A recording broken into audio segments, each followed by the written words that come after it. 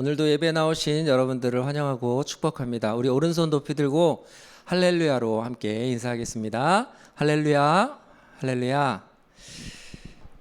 네, 오늘 하나님의 말씀은 누가복음 13장 1절에서 9절까지의 말씀입니다. 오늘 말씀은 크게 두 가지로 나누어 볼 수가 있습니다. 먼저 1절에서 5절까지 기록된 말씀은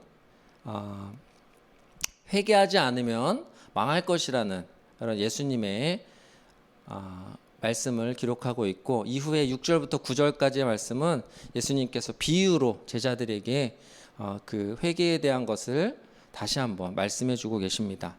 네, 우리 1절에 보니까 그때라는 단어로 말씀을 시작하고 있습니다. 그때에 두어 사람이 예수님을 찾아왔다고 기록이 되어 있습니다. 그때라는 것은 우리 13장 이전의 12장에서 예수님께서 심판의 말씀을 먼저 하셨습니다. 그 심판의 말씀을 하시고 하나님께 너희가 나아가서 하나님과 화해해야 한다. 시급히 회개해야 한다. 이런 말씀을 12장에서 하셨습니다. 그러고 나서 그 말씀을 들은 사람들 중에서 두어 사람이 지금 예수님께 찾아와서 다시 한번 엽죽는 그런 장면입니다. 이 두어 사람은 아마도 제사법을 잘 알고 있는 사람인 것 같아요. 이 기록 1절에 기록된 걸로 보아하니 피와 제물을 언급하는 질문을 하고 있습니다. 그래서 이 두어 사람은 아마도 12장에서 예수님의 말씀을 들은 제자 중에서 예수님을 찾아온 사람들이 아닐까 이렇게 생각이 됩니다. 이 제자들은 예수님께 이렇게 질문을 했습니다. 빌라도가 갈릴리 사람의 피를 제물에 섞은 일을 어떻게 생각하시느냐? 그런 질문을 하게 되죠. 빌라도가 갈릴리 사람의 피를 제물에 섞은 일, 이들이 성전에서 처형을 당한 그런 이야기를 지금 예수님께 여쭙고 있습니다. 그런데 여기서 이 사람들의 반응은요, 죽임을 당한 것, 그 사람들이 순교를 당한 그것에 대해서 어떠한 안타까움을 느끼고 있지 못하고 있다는 것입니다. 그리고 나서 그 사건을 그들은 해를 받았다라는 표현을 하고 있습니다. 빌라도의 사건으로 갈릴리 사람들이 해를 받았다는 것이죠. 자, 왜 그렇게 생각했을까요? 유대인들의 사고는 재앙을 받거나 혹은 해를 입었다는 것은 그 사람에게 죄가 있기 때문에 그 사람이 그렇게 됐다라는 그런 사고방식이 있었기 때문입니다. 그래서 제자들도 이렇게 예수님께 찾아와서 빌라도에게 희생당한 그 사람들, 순교한 그 사람들을 안타까운 마음을 표현하지 않고 이런 사람들이 이렇게 되었다, 그렇게 이야기하는 것을 볼 수가 있습니다. 예수님께서는 갈릴리 사람들의 그 해 받은 것을 이야기를 들으시고 이렇게 말씀하시죠. 우리 2절과 4절에 보니까 대답하여 이르시되 너희는 이 갈릴리 사람들이 이같이 해 받음으로 모든 갈릴리 사람보다 죄가 더 있는 줄 아느냐, 이렇게 말씀하시고요. 4절에서도 모든 사람보다 죄가 더 있는 줄 아느냐, 이런 말씀을 두 번 반복하고 계십니다. 네, 죄 크고 작음을 지금 말씀하고 계시는 것이 아니에요. 우리 2절에서 또 4절에서 기록된 이 죄라는 단어는 우리가 가진 이 성경에서는 같은 단어로 죄라고 기록이 되어 있지만 사실 이 단어는 두 단어로 다른 뜻을, 다른 의미를 가지고 있다는 것입니다. 2절에 기록된 이 죄라는 단어는 관역에서 벗어났음을 뜻하는 단어입니다. 그래서 하나님 중심으로 행하지 않은 그 상태, 그것을 이제 죄라고 이야기하는 그런 단어를 사용을 했고요. 또 4절에서는 빚을 지고 있는 것, 하나님께 마땅히 해야 할 것들을 하고 있지 않는 상태, 그것을 표현하는 단어로 죄를 사용하고 있다는 것입니다. 예수님께서는요, 죄가 더 크고 누가 죄가 많고 어떤 사람이 그 죄 때문에 해를 입고 재앙을 받았다, 이런 유대인들의 사고방식에서 벗어나서 하나님의 기준에서 하나님께 마땅히 해야 할 일을 하지 않거나 혹은 하나님 중심에서 벗어나는 그런 것들을 예수님께서는 지금 다시 말씀하고 계시는 것입니다. 그래서 예수님께서는 3절과 5절에서 회개하지 않으면 망한다고 말씀하고 계시죠. 회개하지 않으면 망한다고 예수님께서는 답변하고 계십니다. 그래서 죄가 더 있는 줄 아느냐, 망하리라. 죄가 있으면 망한다. 회개하지 않으면 망한다. 회개하지 않아서 망한다고 예수님께서는 오늘 말씀하고 계시는 것입니다. 네, 우리가 빌라도와 갈릴리 사람, 아마 유대인들은 이렇게 생각했을 거예요. 빌라도, 사람들을 처형했던 그 빌라도, 그리고 하나님께 제사를 드리러 갔던 그 갈릴리 사람들, 우리가 봤을 때 혹은 유대인의 관점에서 그 시각에서 그들이 생각하는 그 사고로 봤을 때는 빌라도가 악한 사람이고 또 그 처형당한 사람은 자기의 죄 때문에 그렇게 됐다, 이렇게 생각할 수 있습니다. 그리고 또 뒤에 나오는 실로암의 망대가 무너진 사건의 이야기가 나옵니다. 여기에서 유대인의 사고로 본다면은, 또 우리가 갖고 있는 어떤 죄를 지면은 반드시 벌을 받는다, 이런 개념으로 본다면은, 우리가 사고를 당하거나 혹은 어떤 자연재해들로 재앙이 우리에게 찾아왔을 때 우리는 그러면은 죄를 진 사람이다, 이렇게 되는 것이죠. 근데 예수님께서는 그렇게 말씀하지 않으셨다는 것입니다. 오히려 우리들에게, 이 시대를 살아가는 우리들에게 혹은 또 이 신약 시대의 성도들에게는 항상 고난이 찾아오고 사건이 찾아올 수 있다라고 말씀하고 계시는 것입니다. 그때에 어떻게 해야 할 것인가에 대해서 말씀하고 계시는 것입니다. 누가 어떻게 잘못을 해서, 누가 죄를 지어서 이러한 사고를 당하게 되었느냐, 이러한 재앙을 당하게 되었느냐, 이런 것들을 말씀하고 계시는 것이 아니라 우리 삶 가운데는 이러한 사건, 사고, 또 재앙들이 있을 수 있다, 찾아온다라는 것을 말씀해 주고 계시는 것이죠. 여기서 우리가 발견해야 할 것은, 우리에게 찾아오는 그 재앙들로 말미암아 우리가 그것을 죄로 터부시하거나 혹은 누구누구의 잘못 때문에 그런 원인이 있었기 때문에 우리가 이렇게 되었다, 이렇게 자책하거나 혹은 그를 정죄하는 것이 아니라, 우리가 지금 어떻게 반응해야 할 것인가, 우리가 지금 어떻게 하나님께 반응해야 할 것인가, 이것에 대해서 우리가 고민해야 될 것 같습니다.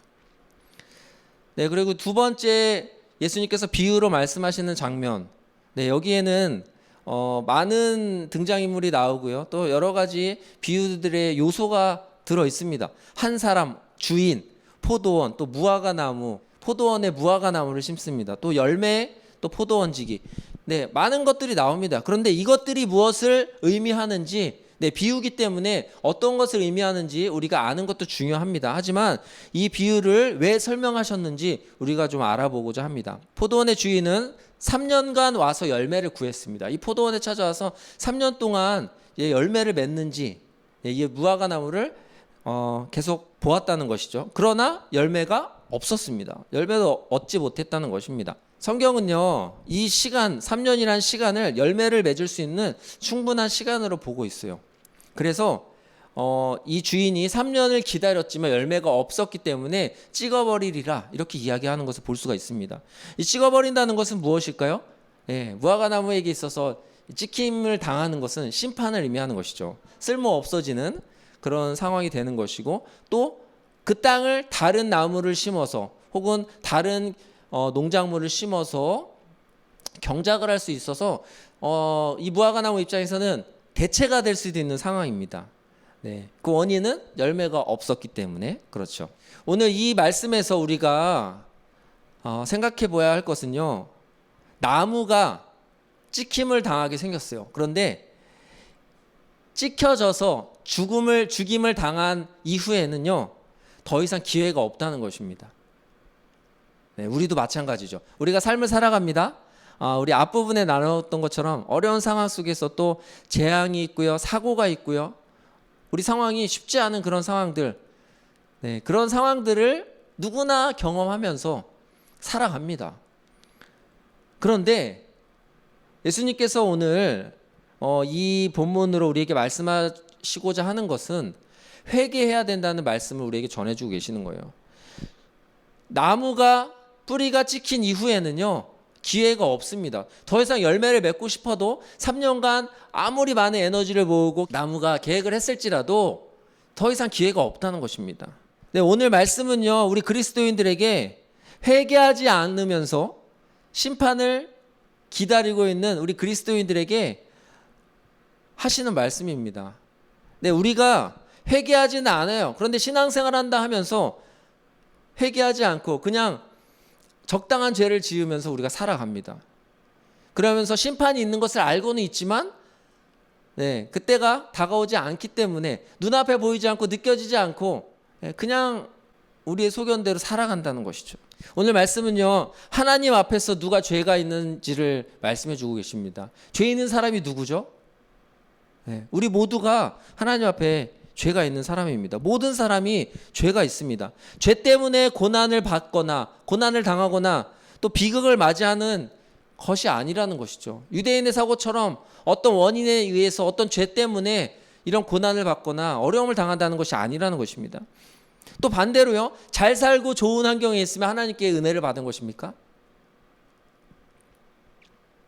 그 사람이 잘 살고 행복하게 살고 좋은 환경에서 그렇게 살아가는 사람은 하나님께 합당한 삶을 살았기 때문에 그렇게 사는 것이 아니라는 것입니다. 우리는요, 인간에게, 우리에게 찾아오는 이 죽음 앞에서, 심판 앞에서, 아, 나는 죄인이구나, 이것을 깨달아야 한다는 것입니다.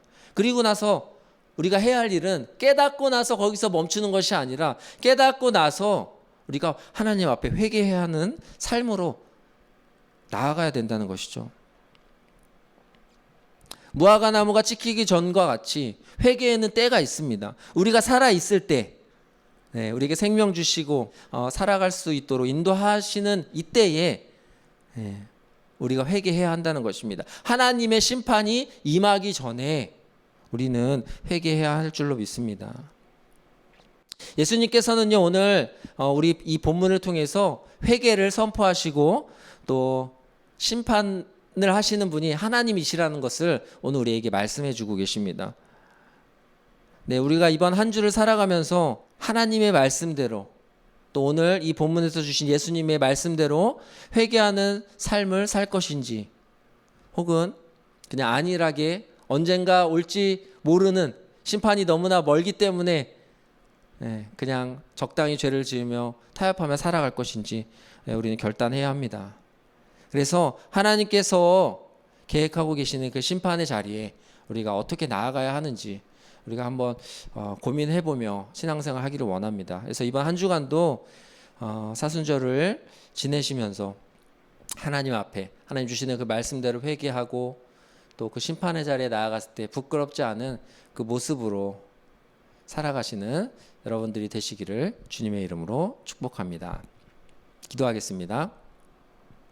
하나님 아버지, 감사합니다. 오늘 예수님께서 회개를 촉구하시는 이 본문으로 함께 말씀을 나누었습니다. 우리의 삶은 항상 편안하려고 하고 또 주님께서 주시는 말씀을 들음에도 그 말씀대로 살아가지 못하는 그런 마음들이 우리 안에 있습니다. 하지만 하나님, 우리가 세상과 타협하지 아니하고 오늘 주시는 말씀대로 잘못한 것을 우리에게 깨우쳐 주실 때에 말씀 안에서 우리가 회개하며 오늘 말씀해 주신 것처럼 회개하며 심판을 받기 전에 우리가 예수님께로 돌아갈 수 있는 그런 우리의 한 사람 한 사람이 될 수 있도록 성령님께서 인도해 주시옵소서. 이번 한 주간도 주님과 함께 동행하며 살아가는 귀한 삶이 되기를 원하오며 예수 그리스도의 이름으로 기도드립니다.